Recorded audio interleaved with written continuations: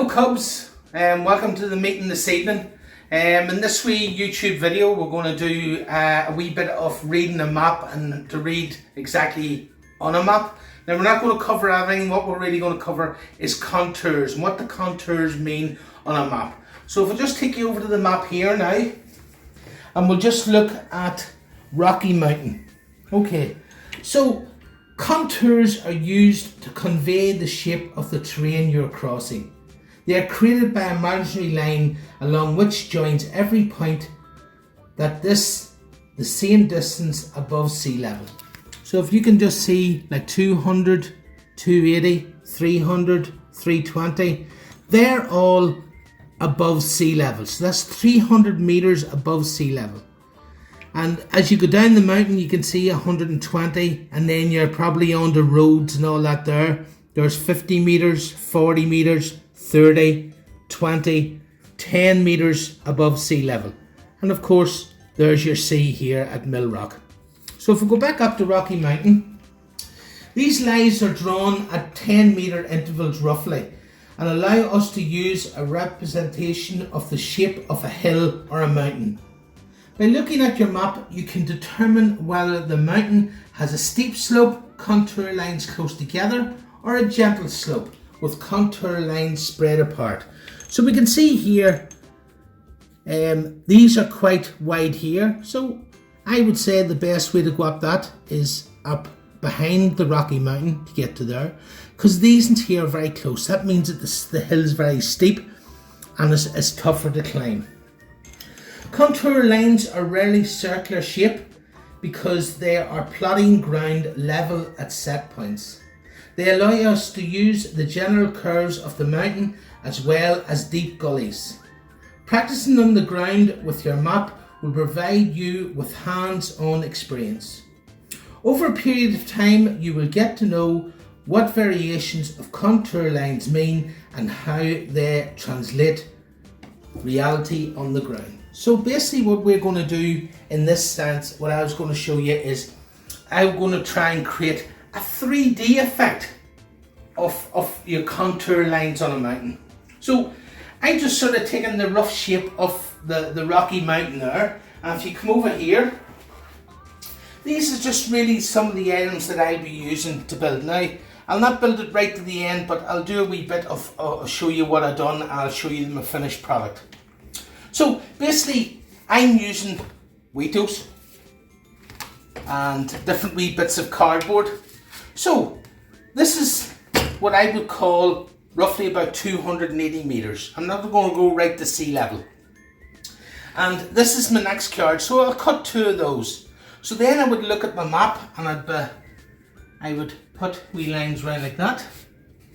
This is just to roughly. It could be different each time that you do it.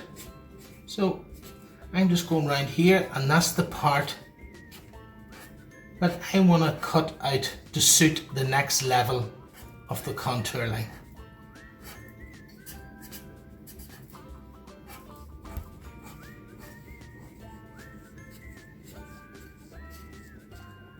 Okay, so what I basically do there, and I leave the wee lines on it because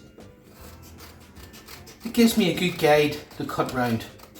And this would be my next level of my 3D contour line mountain. Let me just cut round that there.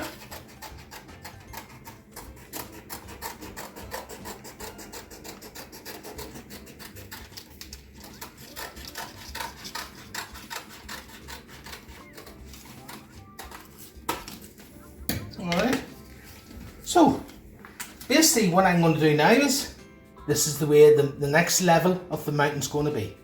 So just to do that, I'm going to use plastic, just a polystyrene cup, and I've cut two wee ends of it. So I will just get my glue.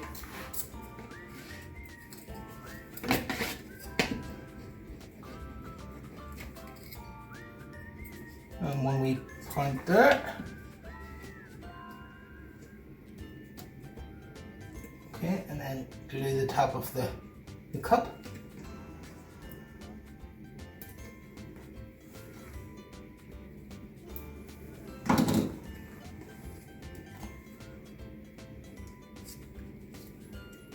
So as you can see, that's my next level.